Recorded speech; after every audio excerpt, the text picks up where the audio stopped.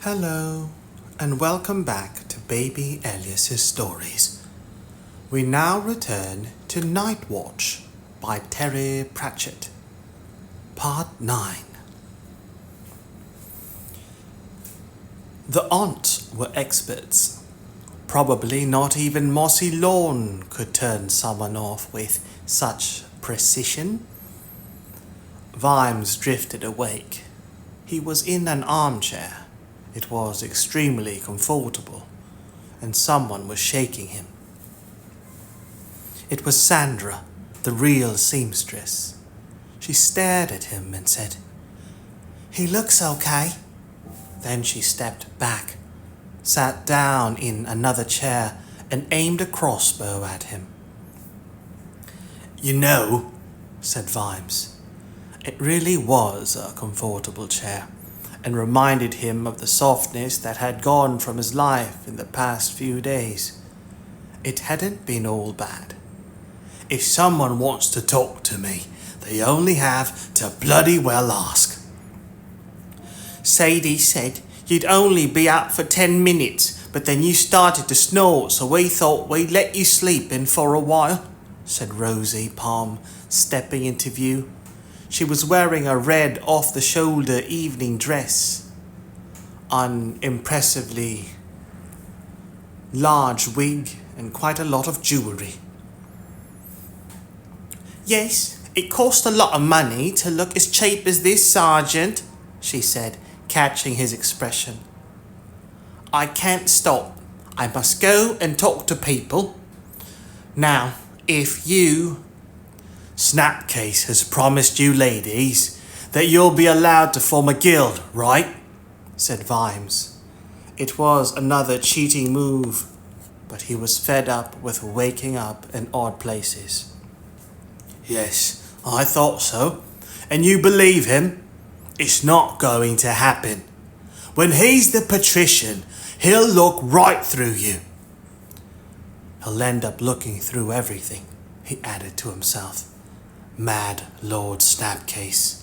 Just another winder, but with fancier waistcoats and more chins. Same cronyism, same piggy ways, same stupid arrogance. One more leech in a line of leeches that'd make veterinary seem like a breath of clean air.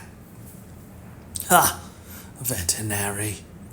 Yes, he'd be around here somewhere too, no doubt, learning that little expression he had which never, ever gave you a clue what he was thinking. But he'll be the one to give you the guild you want so much. He's here somewhere, I know it. "Don't expect anything from Snapcase," he said aloud. "Remember, there were people who thought Winder was the future too." He derived some minor pleasure from seeing the look on Rosie Palm's face. At last she said, "Give him a drink, Sandra. If he moves, shoot an eye out. I'll let Madam know." "Do you expect me to believe that she'll fire that?" said Vimes. "Sandra has a very useful streak of belligerence," said Rosie. "A gentleman was being impolite yesterday, and she came running in and... You'll be surprised at what she did with her mushroom." Vimes eyed the crossbow. The girl had a very steady hand. "I don't think I quite he began. "It's a wooden thing to make it easier to darn socks," said Sandra. "I hit him behind the ear with it." Vimes gave her a blank look for a while, and then said, Fine. I'm sitting very still, believe me." "Good," said Rosie. She swept out, and it was a real sweep, the dress brushing the ground. There were big, expensive double doors. When she opened them, the noise of a meeting filled the room. There was conversation, the smell of cigar smoke and alcohol, and a voice said, "To change the dominant episteme," before the doors breathed shut. Vimes stayed seated. He was getting attached to the chair and on a current showing someone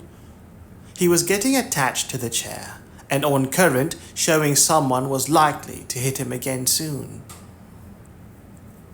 He was getting attached to the chair and on current showing someone was likely to hit him again soon. Sandra, still holding the bow, placed a very large glass of whiskey beside him. "You know," he said, "in times to come, people will wonder how all those weapons got smuggled around the city." "I'm sure I don't know what you're talking about." "And it's because the lads in the watch never bothered about the seamstresses. Curfew or no curfew," said Vimes, staring at the whiskey. "Or posh coaches," he added. "A watchman can get into real trouble if he tries that." He could smell the stuff from here. It was the good stuff from the mountains, not the local rubbish. "You didn't tell anyone about the basket," said Sandra. "Or hand us over to the unmentionables. Are you one of us?" "I doubt it." "But you don't know who we are." "I still doubt it." And then he was aware of the doors opening and shutting and the rustle of a long dress. "Sergeant Keel, I've heard so much about you." "Please leave us, Sandra. I'm sure the good sergeant can be trusted with a lady." Madam was only a little shorter than Vimes. Could be from Genua, he thought, or spent a lot of time there. Trace of it in the accent. Brown eyes, brown hair, but a woman's hair could be any colour tomorrow, and a purple dress that looked more expensive than most. And an expression that said quite clearly that the owner knew what was going to happen and was going along with things just to make sure. "Don't forget the intricately painted fingernails," she said. "But if you're trying to guess my weight, don't expect to get any help from me. You can call me Madam." She sat down in a chair opposite him, put her hands together and stared at him over the top of them. "Who are you working for?" she said. "I'm an officer of the city watch," said Vimes. "Brought here under duress, madam." The woman waved a hand. "You're free to go whenever you wish." "It's a comfy chair," said Vimes. He was damned if he'd be dismissed. "Are you really from Genua?" "Are you really from Sodopolis?" Madam smiled at him. "I find personally that it pays never to be from somewhere close at hand. It makes life so much easier. But I have spent a lot of time in Genua, where I have business interests." She smiled at him. "And now you're thinking, old seamstress, no doubt?" "Actually, I was thinking bespoke tailoring," said Vimes, and she burst out laughing.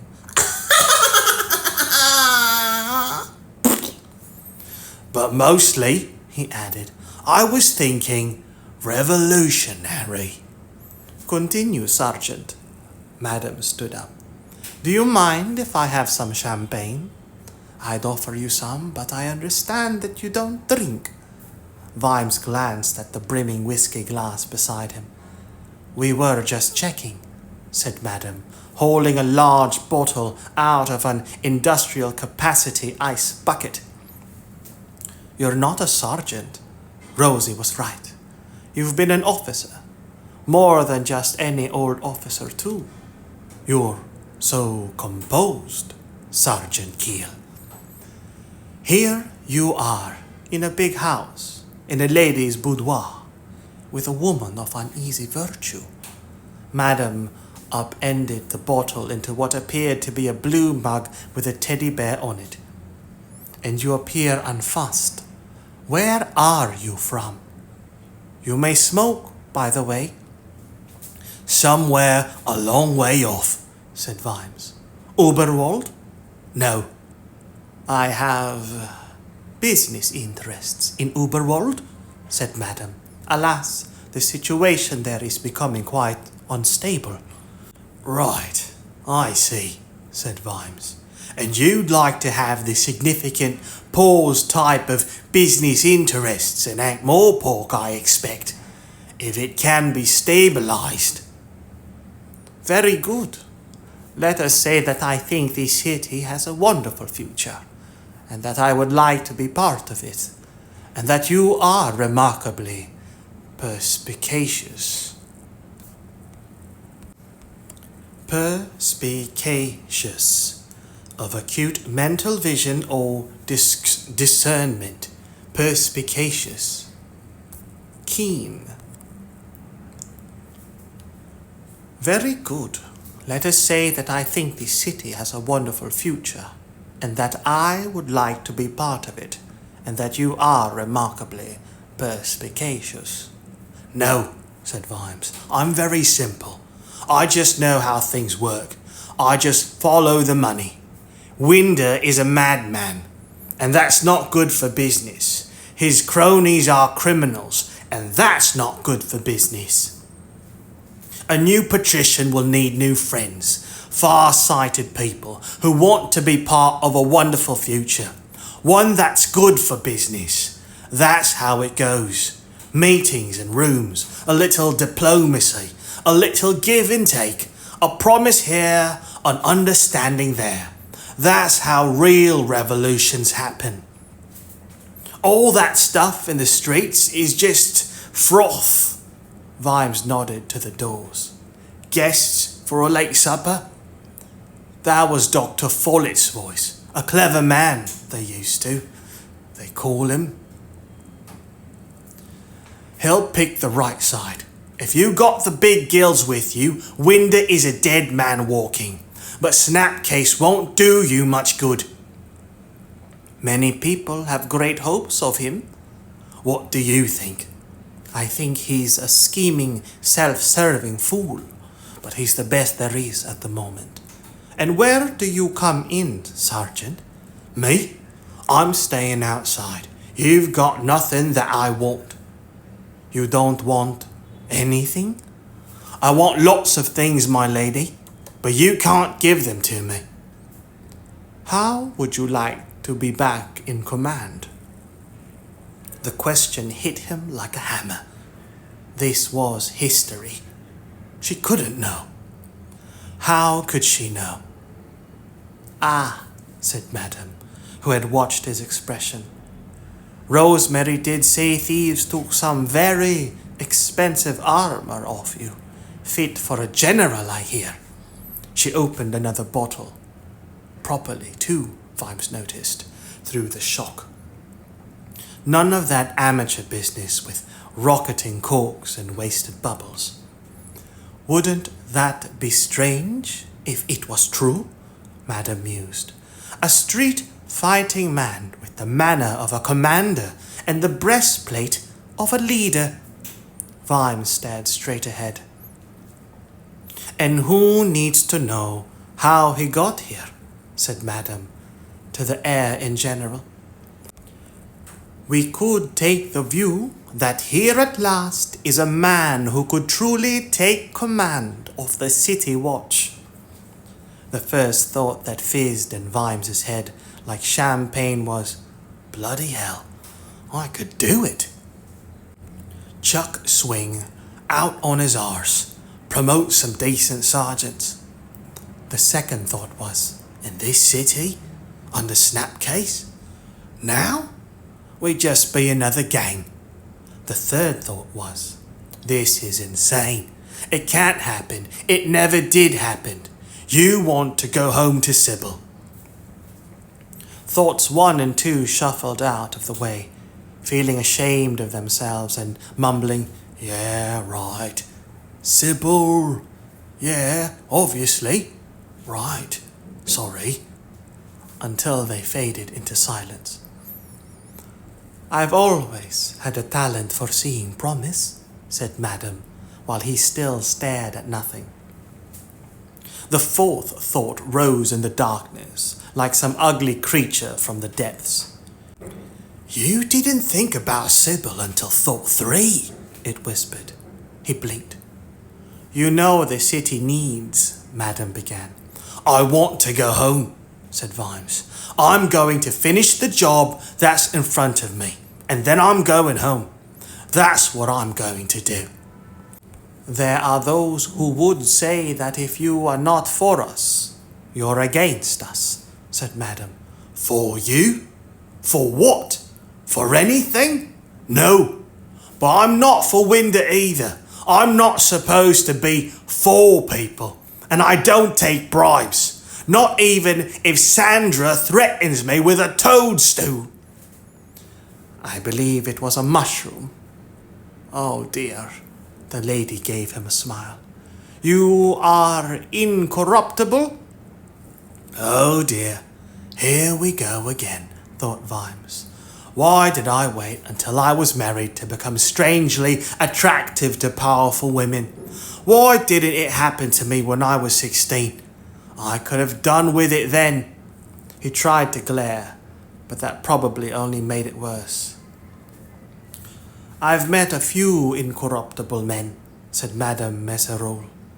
They tend to die horrible deaths.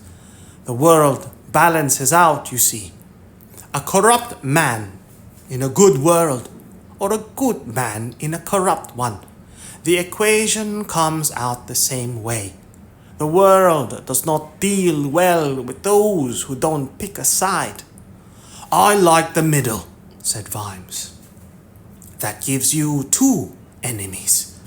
I'm amazed that you can afford so many on a sergeant's pay. Please think of what you could be giving up. I am. And I'm not going to help people to die just to replace one fool with another. Then there is your door behind you, Sergeant.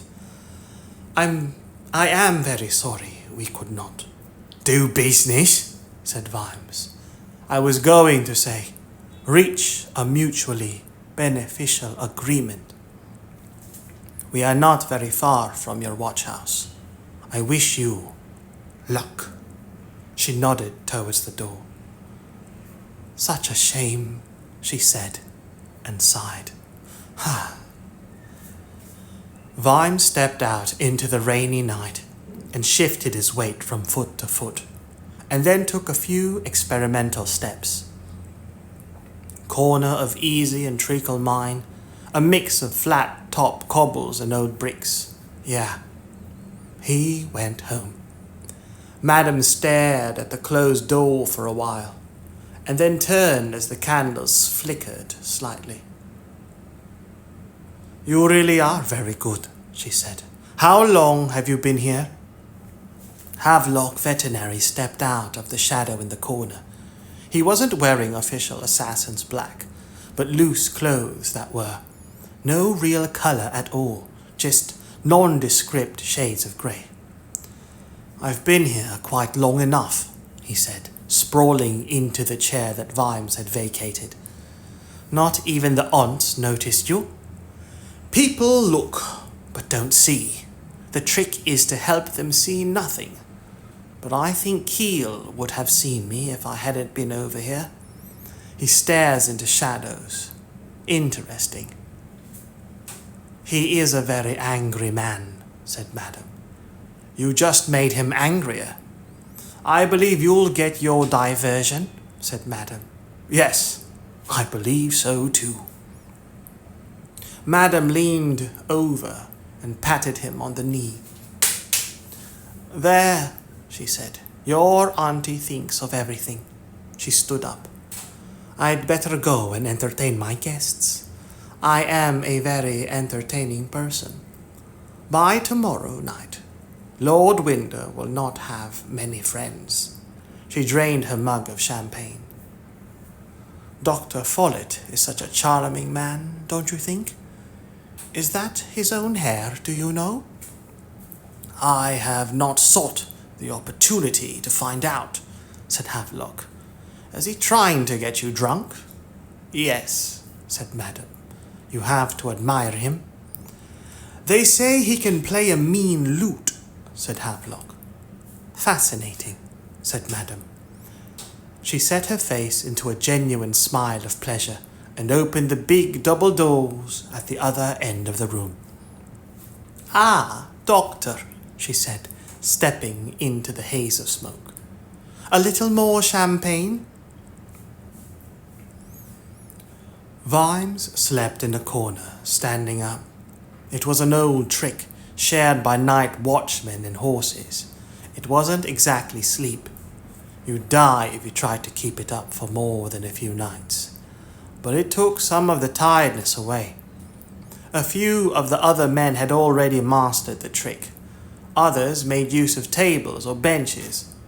No one seemed inclined to go home, even when a sort of dawn suffused the rain and Snouty came in with a cauldron of fearsome porridge. Vimes opened his eyes. "Mug of tea, Sarge," said Snouty. "Stewed for an hour and 2 sugars." "You're a lifesaver, Snouty," said Vimes, clasping it like the elixir of life. "And there's some kid outside says he's got to speak to you. No, specially," Snouty went on. "Shall I give him a clip alongside the head?" "What does he smell like?" said Vimes, sipping the scalding, corrosive tea. "Bottom of a baboon's cage, Sarge." "Ah, nobby nobs. I'll go out and see him. Bring him a big bowl of porridge, will you?" Snouty looked uncomfortable about this. "If you'll take my advice, Sarge, it don't pay to encourage kids like. See these stripes, Snouty? Well done. A big bowl." Vimes took his tea out into the damp yard, where Nobby was lurking against a wall. There were hints that it was going to be a sunny day. That should bring things on after the overnight rain. The lilacs, for example. "What's happening, Nobby?" Nobby waited a moment to see if a coin was forthcoming. "Pretty bad everywhere, Sarge," he said, giving up for now but remaining hopeful. "A constable got killed in Lobbin Clout. Hit by a stone, people say. Someone got their ear cut off 'cause of the fighting in Nap Hill. Cavalry charge, Sarge. Running fights everywhere. All the watch houses got hit bad." Vimes listened gloomily to the list. It was the usual bloody business. Angry, frightened people on both sides, all crushed up together. It could only get worse. Nap Hill and Dolly Sisters sounded like war zones already. "See the little angels rise up high." "Anything happen in Cable Street?" he said. "Just a few people," said Nobby. "A bit of shouting and running away, that sort of thing."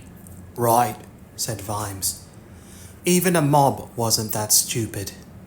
It was still only the kids and the hotheads and the drunks now. It'd get worse. You'd have to be really mad to attack the unmentionables. "There's bad stuff happening everywhere," said Nobby. "Except here, of course. We're well out of it." No, thought Vimes. It'll pivot on us in the end. Snouty emerged from the watch house's rear door, carrying a big bowl of porridge with a spoon stuck in it. Vimes nodded towards Nobby, and the bowl was handed over with extreme reluctance. "Sarge," said Snouty, keeping his eye on the spoon as the boy ate, or more correctly, gobbled the stuff. "Yes, Snouty." "Have we got any orders?" "I don't know. Is the captain here?" "That's it, Sarge," said Snouty. "A runner come last night with an envelope for the captain, and I took it up, and there was the captain waiting, so I thought, this is funny. I thought, he's not normally in this early.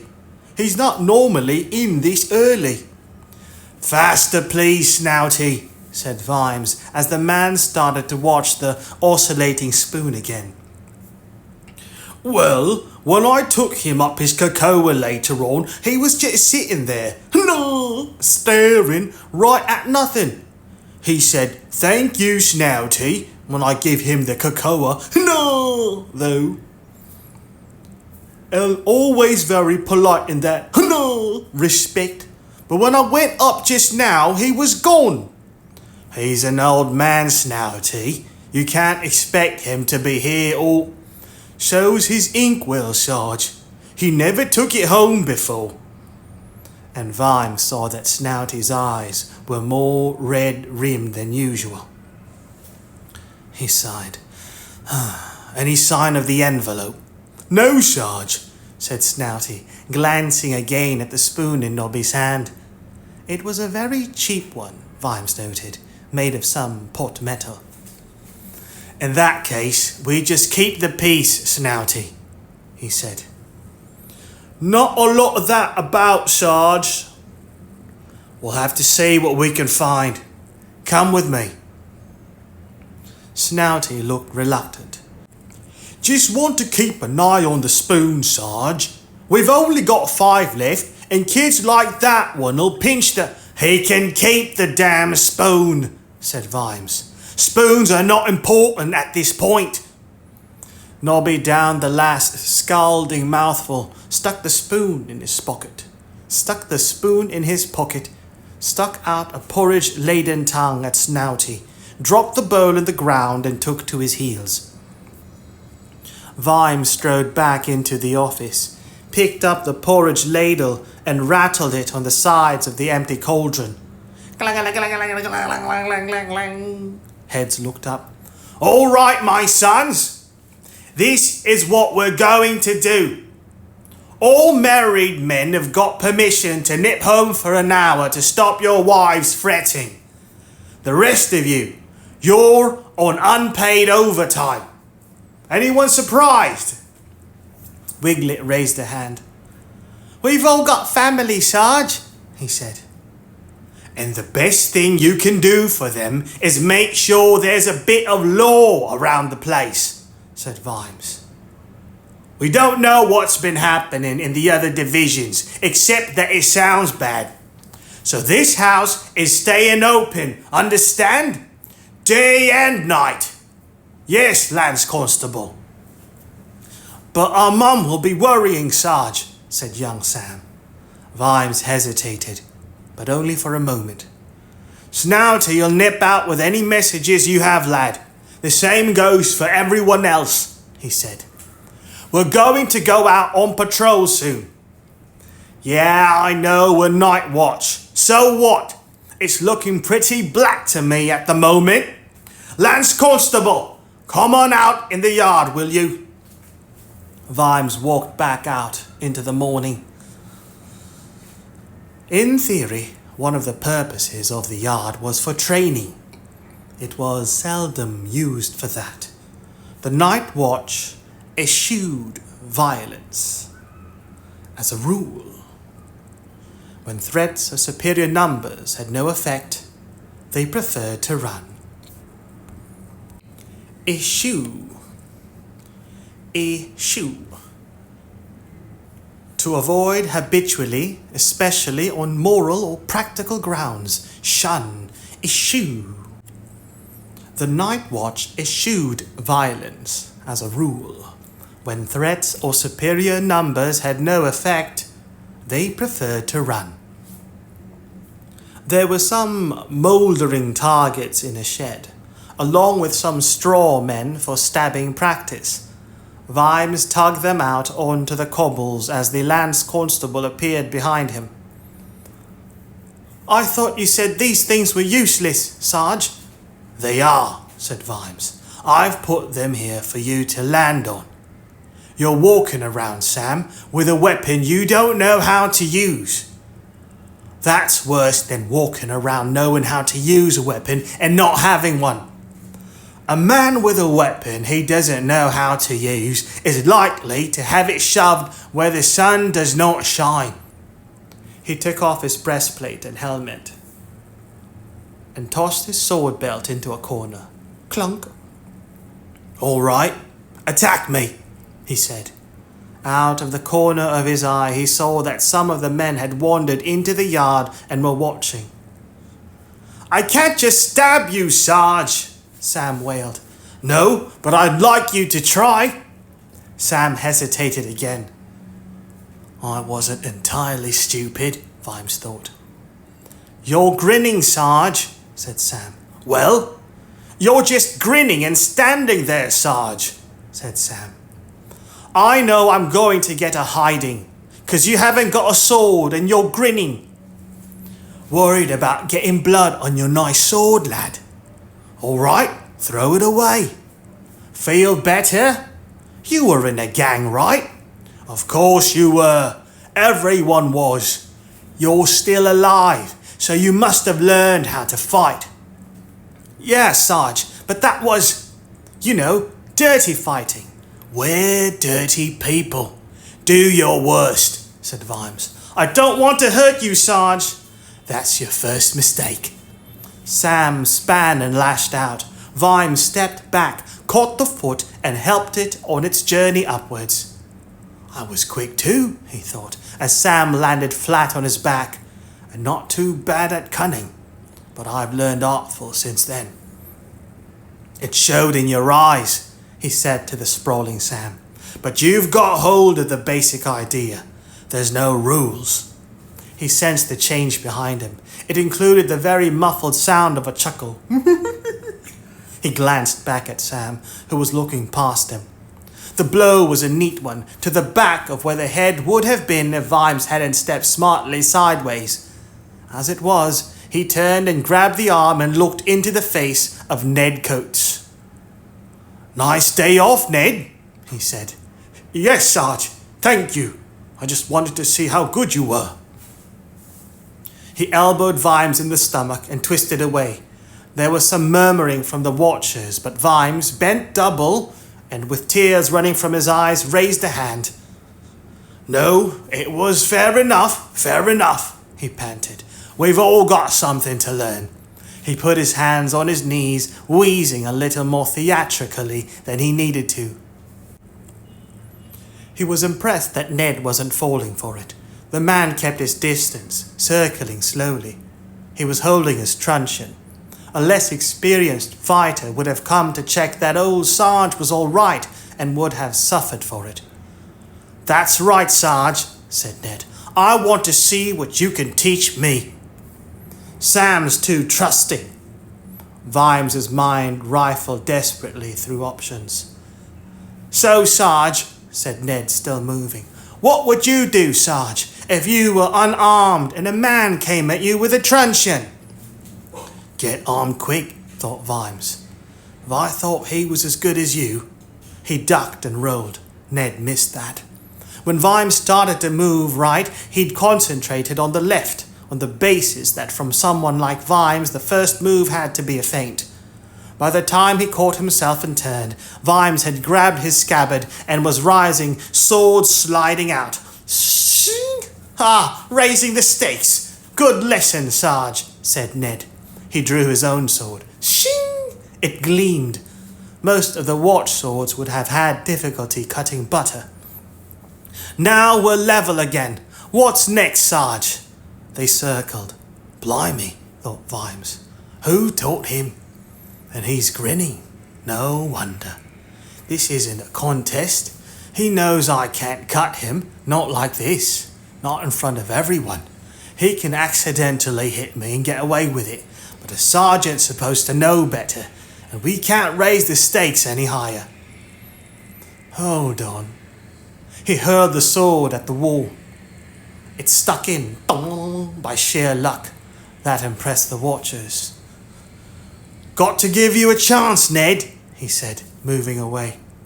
You can always learn, Vimes thought. He remembered Gussie 2 Grins. Sam wouldn't run into him for 5 years or so. It would be a real education. 2 Grins was the dirtiest fighter Vimes had ever met. Anything was a weapon. Anywhere was a target. 2 Grins was a kind of genius in that limited area. He could see the weapon in anything. A wall, a cloth, a piece of fruit. He wasn't even a big man. He was small and wiry, but he liked fighting big men on the basis that there was more of them to bite. After a few drinks, though, it was hard to know what Two Grins was fighting. He'd fight the man next to him simply as a substitute for kneeing the whole universe in the groin. He'd been called Two Grins ever since someone glassed him in the face. Gussie had been so marinated in adrenaline at that point that he regarded this as a mere detail. The scar had left a happy, smiley face. Sam had learned a lot from Gussie Two Grins. "What's this about?" he murmured, just loud enough for Ned to hear. "Just want to find out what you know, Sarge," said Ned, still circling. "Seems to me you know too much." He lunged. Vimes darted back, flailed with the scabbard like a man with no hope, and as Ned laughed and leaned out of his way, shifted his grip on the stiff leather. "I've got the helmet on, as per regulations," said Ned, "and the armour. Hard to punch me out, Sarge." Even with detritus yelling at them, not one watchman in 7 really used a sword properly. Ned did. There weren't many openings. Oh well, time for artful. He took a step back, stopped, and saw what was happening behind Coates. He tried to hide it, but he couldn't stop the momentary flash of relief in his eyes. Coates couldn't stop the momentary flicker of attention. Vimes punched up. The scabbard, an extension of his arm, the stiff leather caught the man under the chin, thrusting his head back. Then the leather was brought down on the sword hand, and, as an afterthought, Vimes kicked Ned on the shin just enough to make him collapse. He'd always had an allergy to edged weapons too near his face. "Well done, nice try," he said, and turned his back and faced the crowd. To the sound of gurgling behind him, he said, "Anything's a weapon used right. Your bell is a club. Anything that pokes the other man hard enough to give you more time is a good thing. Never ever threaten anyone with your sword unless you really mean it, because if he calls your bluff, you suddenly don't have many choices, and they're all the wrong ones. Don't be frightened to use what you learned when you were kids. We don't get marks for playing fair.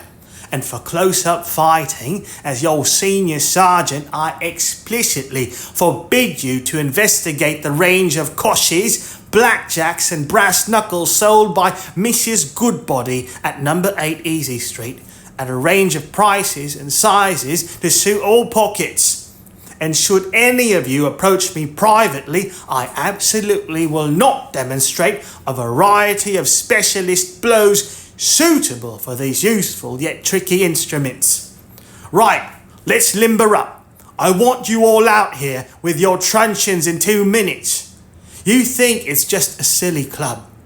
I will show you otherwise. Jump to it." He turned to the stricken Ned, who had raised himself to a sitting position.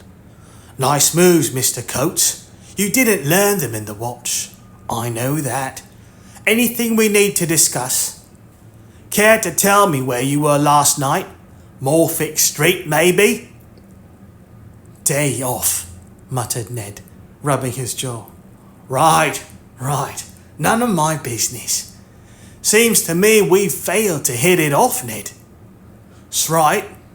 You think I'm some kind of spy?" "I know you're not John Keel." Vimes kept his face perfectly impassive, which was, he realized, a complete giveaway in itself. "Why'd you say that?" he said. "I don't have to tell you. You ain't a watch sergeant either, and you were lucky just now, and that's all I'm saying." Ned got to his feet as the other watchman filed out into the yard again. Vimes let him go and turned his attention to the men. None of them had ever been taught anything. They'd learned to a greater or usually a lesser extent from one another. And Vimes knew where that road went. On that road, coppers, rolled drunks for their small change, and assured one another that bribes were just perks, and it got worse. He was all for getting recruits out on the street, but you had to train them first. You needed someone like Detritus bellowing at them for 6 weeks, and lectures about duty and prisoners' rights and the service to the public. And then you could hand them over to the street monsters who told them all the other stuff, like how to hit someone where it wouldn't leave a mark, and when it was a good idea to stick a metal soup plate down the front of your trousers before attending to a bar brawl. And if you were lucky, and they were sensible, they found somewhere between impossible perfection and the pit where they could be real coppers, slightly tarnished, because the job did that to you, but not rotten. He formed them into twos and set them attacking and defending. It was dreadful to watch. He let it go on for 5 minutes. All right, he said, clapping his hands. Very good indeed. When the circus comes to town, I'll definitely recommend you. The men sagged and grinned sheepishly as he went on.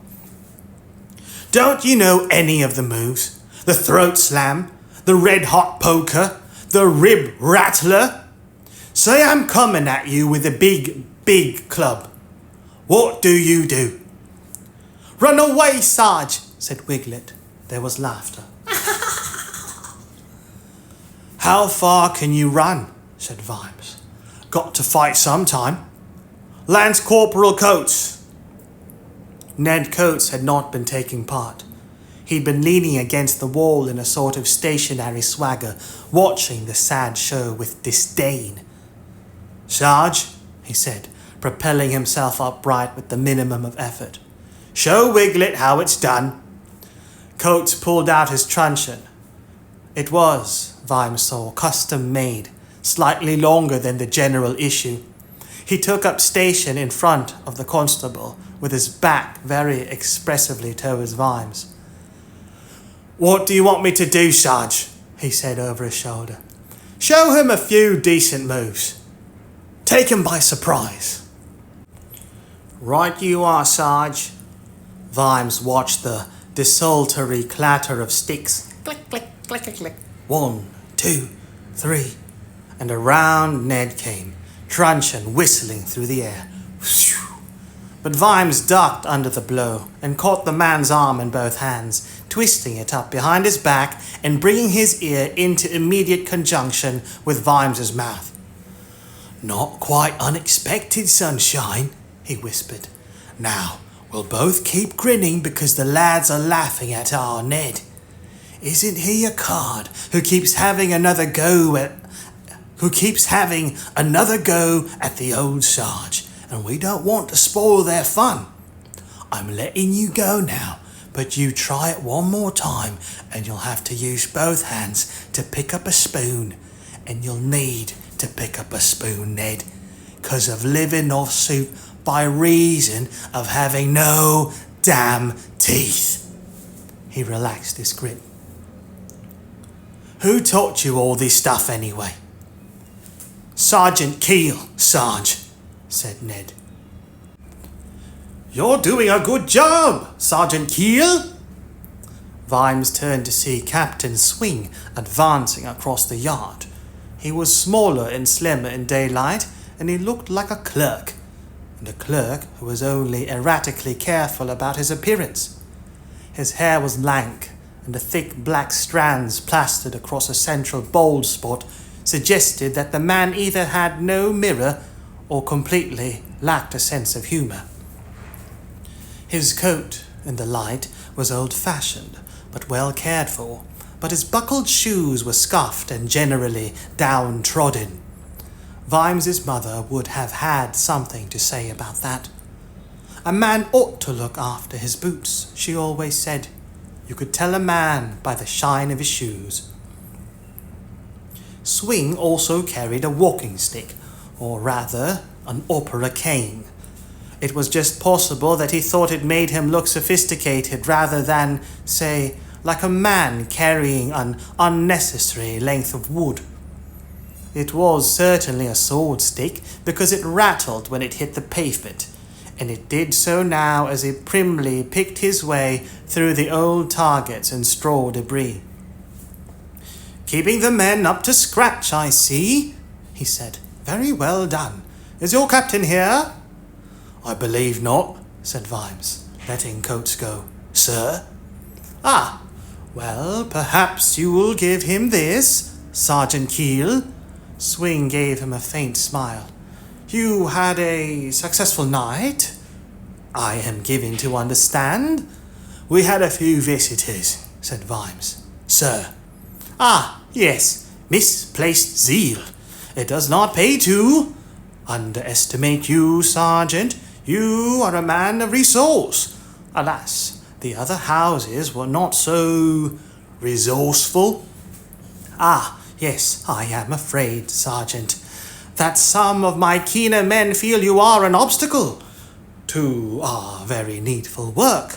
I, on the contrary, believe that you are a man of iron adherence to the law, and while this hassled to elements of fiction because of your lack of full understanding of the exigencies of the situation, I know that you are a man after my own heart." Vimes considered the anatomical choices.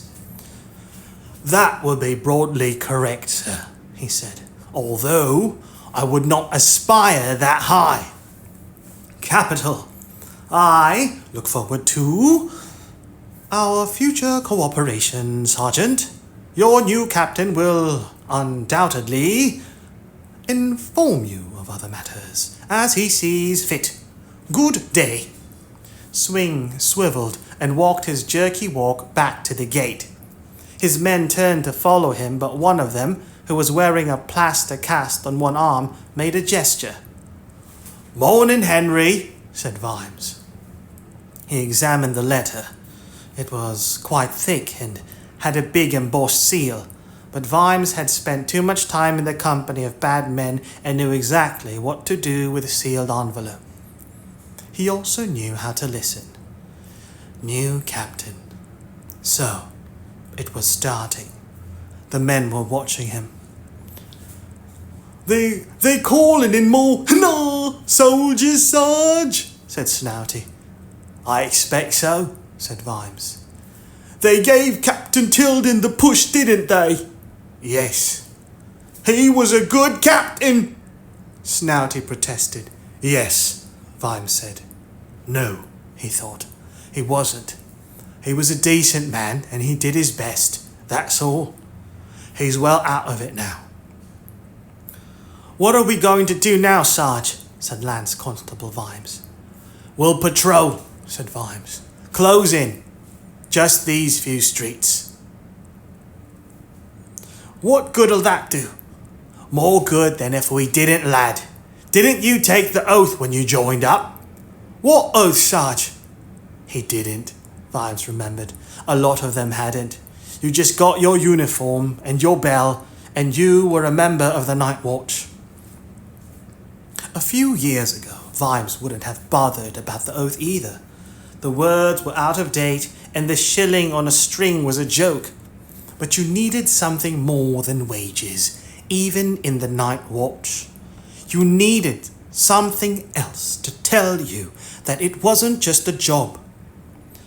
"Snouty, nip up to the captain's office and get the shilling, will you?"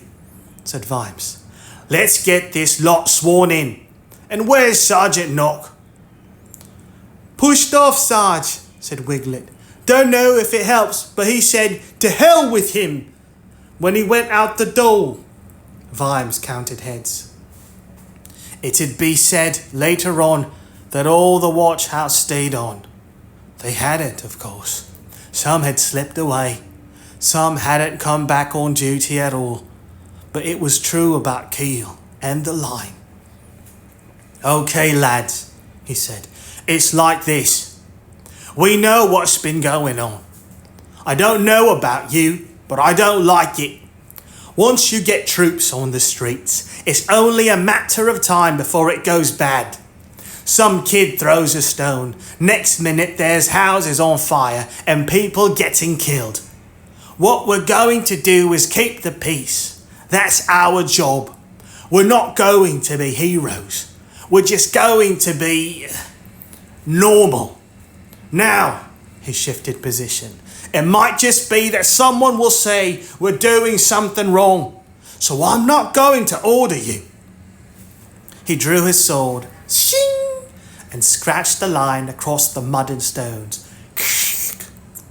If you step over the line, then you're in, he said. If you don't, then that's fine. You didn't sign up for this, and I doubt that there'll be any medals whatever happens.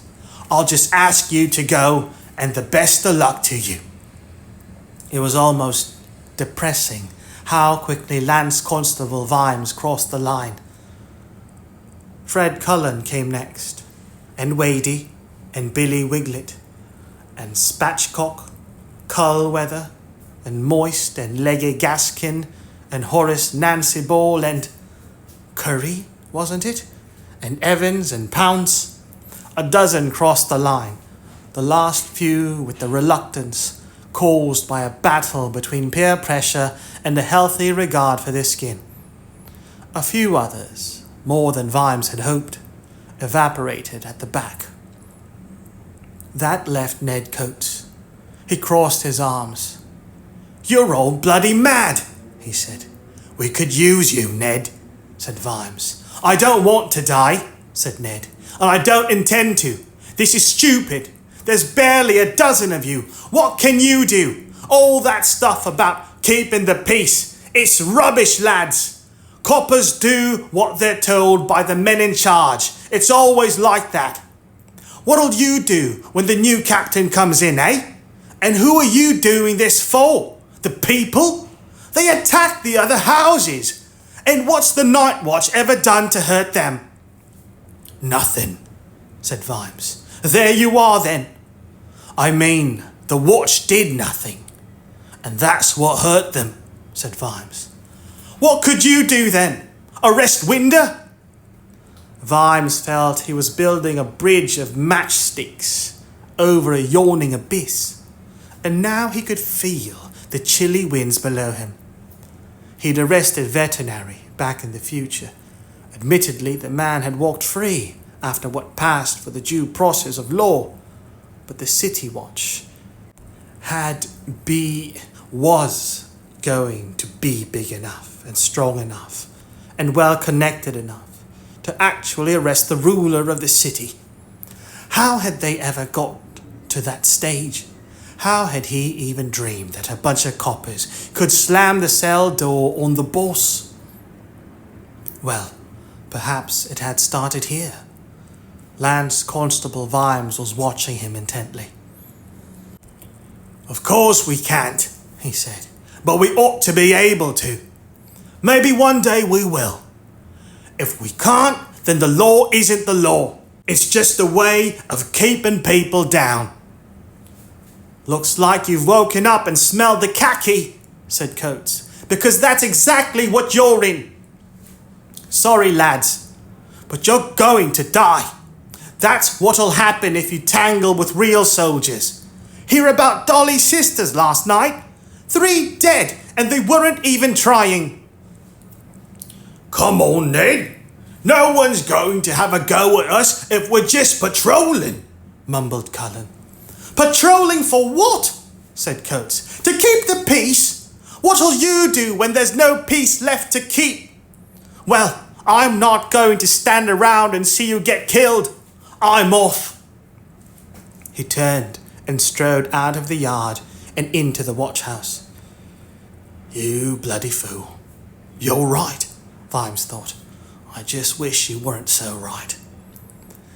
"Still with us, lads," he said to the group caught behind the line. "That's right, Sarge," said Lance Constable Vimes. The rest of the volunteers seemed slightly less certain. Are we gonna get killed?" said Wiglet. "Who said it's going to come to a fight?" said Vimes, watching Coates' retreating back. Wait a moment. I want a word with Ned. Got the shilling, Sarge, Snouty announced, advancing across the yard. And the captain wants a word with you.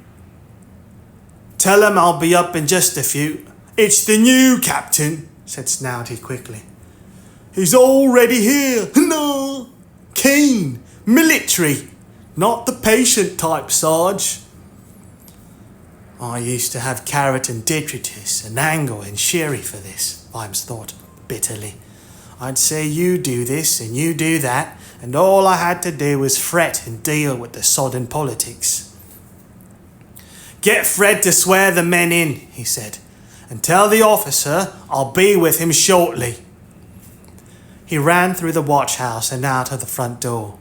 There were a lot of people in the street, more than usual. It wasn't a mob as such, but it was Ankh-Morpork's famous mob, the state you got just before a real mob happened. It spread across the city like web and spider, and when some triggering event happened, twanged its urgent message through the streets and thickened and tightened around the spot. The Dolly Sisters massacre had got around, and the numbers had grown in the telling. Vimes could sense the tension in the web. It was just waiting for some idiot to do the wrong thing. And nature is bountiful where idiots are concerned. Coates! He yelled. To his surprise, the man stopped and turned. Yeah? I know you're with the revolutionaries. You're just guessing. No, you had the password in your notebook, said Vimes. The same one Dibbler was passing out in pies. You must know I was able to get into the lockers. Look, do you think you and Dibbler'd still be walking around if I was a spy for Swing? Sure, you're not after us. We can be mopped up later. Swing wants the leaders. Vimes stood back. Okay, why haven't you told the lads? Things are moving, that's why. It's all starting, said Ned. Who you are doesn't matter anymore, but you're going to get the lads killed. They'd have been on our side if it wasn't for you. I was working on them. You know Spatchcock always drops his sword on his foot, and Nancy Ball wets himself when he's threatened. And Vimesy is simple. And now you're going to stick them all right in the middle, and they're gonna die, and all for no reason. Why haven't you told them? Vimes repeated. Maybe you've got friends in high places, Ned snarled. Vimes glanced up at the rooftops. Have we finished? Said Ned. Give me your badge, said Vimes. You what? You're quitting. Fair enough. Give me your badge. Coates recoiled as if he'd been stung. Blow that! Then leave the city, said Vimes. It'd be for your own good. Is that a threat? Not from me. But here's some advice, boy. Don't put your trust in revolutions. They always come around again. That's why they're called revolutions. People die and nothing changes. I'll see you later. He turned his back and hurried away so that the man wouldn't see his face. Okay, now it was time. It had to be now, or he'd burst like Mr. Soliferous. He had wanted to do this, hadn't dared try it because those monks could probably do a man a lot of no good if he crossed them. But it had all gone too far now. A sense of duty told him there was an officer waiting to see him. He overruled it. It was not in possession of all the facts. Vimes reached the entrance to the watch house and stopped. He shut his eyes.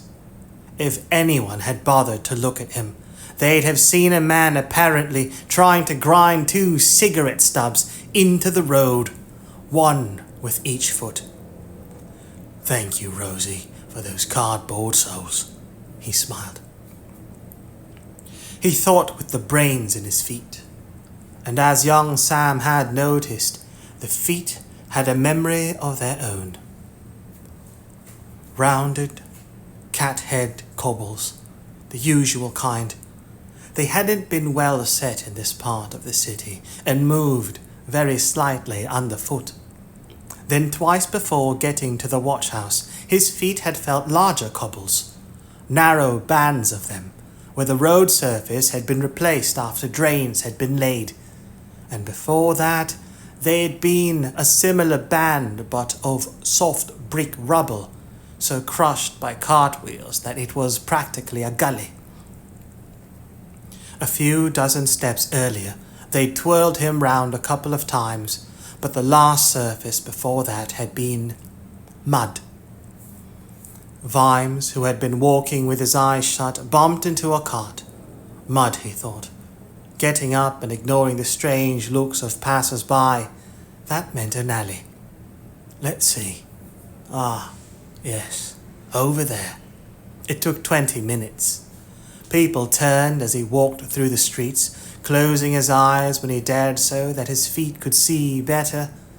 Sometimes he did look around, though, and there it was again, the thunderstorm sensation of tensions building up, waiting for the first little thing. People were uneasy. The herd was restless, and they didn't quite know why. Everyone he looked at returned his gaze blankly. He stepped onwards, rough flagstones between two stretches of the ancient cobbles they called troll heads.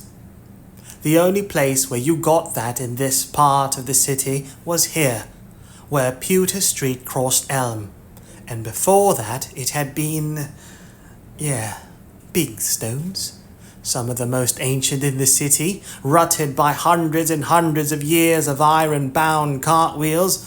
That was a road that had been right behind a city wall. Yes, he crossed the pits, still on Elm, and then lost his thread. A metal grating on the pavement gave it back to him. Cellar grating. Cool cellar. Coat of arms on it, worn down. Butter market. Go feet. The monks had turned him again here, but long bricks, hard-fired in the kiln, and a stretch of quite modern flagstones, well-dressed and fitted. It could trick you if you didn't know you were in, Mason's Road. And there were masons here, and they looked after the surface. Now find an alley. Mud, but with a lot of gravel in it, because the stonemasons dumped their waste here, but this one has occasional hummocks across it, where pipes have been laid. Now find square-head cobbles. He opened his eyes. Away on his left, on Clay Lane, was a block of 3 buildings, a temple sandwiched between 2 cheap Jack corner shops. It was just a temple, slightly foreign-looking, but weren't they all? It looked high Hooblandish, where everyone lived on yaks or something. The temple doors were locked. He rattled the handle impotently, and then hammered on the woodwork with his sword. It had no effect. He didn't even leave a mark on the wood. But the door of the shonky shop next door was open. It was a familiar place. Once upon a time it was his tailor and bootmaker, and like a pawn shop, a shonky shop was always open.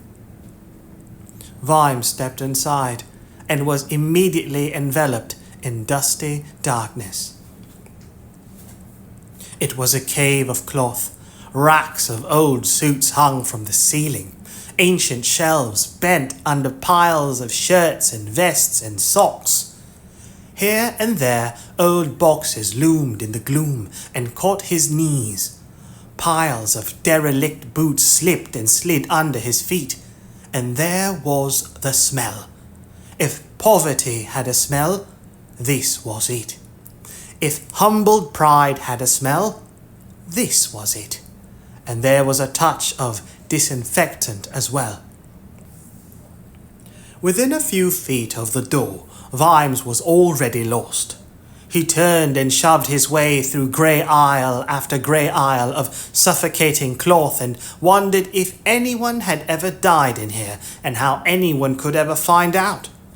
He pulled aside a hanger containing a greasy, threadbare suit. "You want?" He turned. There was no one there, until his gaze fell slightly and met that of a small, glossy little man, totally bald, very small and thin, and wearing some vague clothing that presumably even a shonky shop hadn't been able to unload on a customer. Who was he? Who was he? Surprisingly, the name seemed quite fresh in the memory.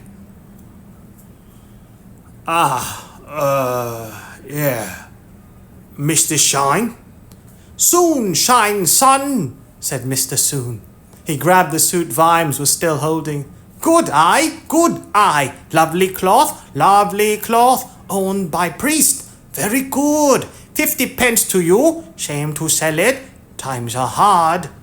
Vimes hastily put the suit back on the rack and pulled out his badge.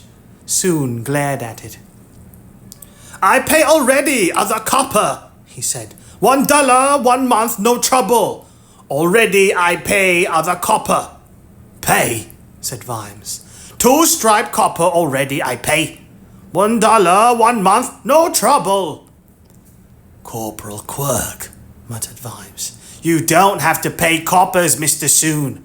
We're here for your protection. Despite his barely basic grasp of the language, Mr. Soon's expression suggested very clearly that the 3-stripe, 1 crown copper in front of him had dropped in from the planet Idiot. Look, I haven't got time for this, said Vimes. Where's the back door? This is watch business. I pay protection. 1 month, no trouble. Vimes grunted and set off along another narrow, cloth-lined tunnel. A glint of glass caught his eye, and he sidled crabwise up a choked aisle until he found a counter. It was piled with more hopeless merchandise, but there was a bead-curtained doorway behind it. He half clambered, half swam over the piles and scrambled into the tiny room beyond. Mr. Soon pushed his way to an ancient tailor's dummy. It was so scratched, chipped, and battered it looked like something dug up from the volcanic ash of an ancient city. He pulled on an arm, and the eyes lit up. Number 3 here, he said into its ear. He's just gone through, and boy is he angry. The back door was locked, but yielded under the weight of Vimes's body. He staggered into the yard, looked up at the wall separating this greasy space from the temple's garden, jumped, scrambled his boots on the brickwork, and dragged himself onto the top, feeling a couple of bricks crumble away underneath him. He landed on his back and looked up at a thin, robed figure sitting on a stone seat. Cup of tea, Commander, said Sweeper cheerfully. I don't want any damn tea, shouted Vimes, struggling to his feet. Sweeper dropped a lump of rancid yak butter in the tea bowl beside him. Bloop! What do you want then, Mr. Vimes, with the very helpful feet? I can't deal with this. You know what I mean. You know, some tea really would calm you down, said Sweeper. Don't tell me to be calm. When are you going to get me home? A figure stepped out of the temple. He was a taller, heavier man than Sweeper, white-haired and with the look of a good-natured bank manager about him. He held out a cup. Vimes hesitated a moment and then took the cup and poured the tea out onto the ground. I don't trust you, he said. There could be anything in this. I can't imagine what we could put in tea that would make it any worse than the way you normally drink it, said Sweeper calmly. Sit down, Your Grace. Please? Vimes sagged onto the seat. The rage that had been driving him sank a little too, but he could feel it bubbling. Automatically, he pulled out a half-smoked cigar and put it in his mouth. Sweeper said you'd find us. Some way or other, said the other monk and sighed. So much for secrecy. Why should you worry, said Vimes, lighting the stub. You can just play around with time, and it won't have happened, right? We don't intend to do that, said the other monk. What could I do anyway? Go around telling everyone that those loony monks you see in the streets are some kind of time shifters? I'd get locked up. Who are you anyway? This is Q, said Sweeper, nodding at the other monk. When the time comes, he'll get you back, but not yet. Vimes sighed. Anger had drained, leaving only a hopeless, empty feeling. He stared blankly at the strange rockery that occupied most of the garden. It looked oddly familiar. He blinked. I've been talking to people today who are going to die, he said. How do you think that makes me feel? Do you know what that feels like? The monks gave him a puzzled look. Yes, said Q. We do, said Sweeper. Everyone we talk to is going to die. Everyone you talk to is going to die. Everyone dies. I've been changing things, said Vimes, and added defensively. Well, why shouldn't I?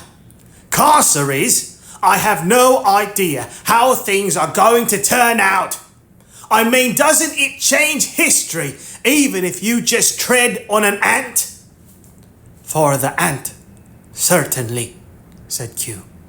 Sweeper waved a hand. I told you, Mr. Vimes, history finds a way. It's like a shipwreck. You're swimming to the shore. The waves will break whatever you do. Is it not written? The big sea does not care which way the little fishes swim. People die in their due time. Keel didn't. Carson mugged the poor devil. His due time in this present, Commander, said Q. But he will play his part in the other one, Mr. Vimes. Eventually, you'll reach the shore. You must. Otherwise. There's no shore, said Sweeper. No, said Vimes. There's got to be more. I'm not swimming. I'm drowning. It was fun, you know, at first, like a boys' night out, feeling the street under my boots again. But now, what about Sybil? Are my memories real? What I know is she's a girl living with her dad. Is there somewhere where she's my wife, having my child? I mean, really, is it all in my mind? Can you prove it? Is it happening? Will it happen? What is real? The monks were silent. Sweeper glanced at Q, who shrugged. He glanced rather more meaningfully, and this time Q made that dismissive little wave of the hand, which is someone signifying, all right, against my better judgment. Then Sweeper said, Yes, very slowly. Yes, I think we can help, Commander. You want to know there's a future waiting. You want to hold it in your hand. You want to feel the weight of it. You want 1 point to navigate by, 1 point to steer for. Yes, I think we can help you there. But, yes? But you climb back over that wall and Sergeant Keel plays his part. He sees it through to the end. He gives the orders he feels are right, and they will be the right orders. He holds the line. He does the job. He's not the only one, said Vimes. Yes, Commander Vimes has a job in hand too. Don't worry. I'm not leaving Casa behind, growled Vimes. Good. We'll be in touch. Vimes tossed the stump of his cigar aside and looked up at the wall. All right, he said. I'll see it through. But when the time comes, we will be ready, said Sweeper. Just so long as you... He stopped. There was another subtle sound, scaly in its way, a sort of silicon slither. My goodness, said Q. Vimes looked down. The cigar butt still smouldered, but around in the garden of inner city tranquility was a moving pebble sliding over tiny pebble. A large, water-rounded rock floated gently around, spinning. And then Vimes became aware that the whole garden was spinning, turning on the little wisp of smoke. A spent match sailed past, rolling from stone to stone like a scrap of food, passed from ant to ant. Is it meant to do that? He said. In theory, yes, said Sweeper. I should leave right now, Mr. Vimes. Vimes took one last look at the moving garden, shrugged, and then heaved himself over the wall. The two monks stared. The tide of little stones was gently pushing the stub into the centre. Astonishing, said Q. He's part of the pattern now. I don't know how you managed it. I'm not doing it, said Sweeper. Q, can we? No more time shifting, said Q. It's caused enough trouble. Fair enough, said Sweeper. Then I'll need to send out search parties. The fences, the bent jewelers, the pawn shops. We'll find it. I understand our friend. The job's not enough. He needs one real thing, and I know what it is. They looked again at the turning, shifting garden, and felt the fingers of history spreading out and into the world.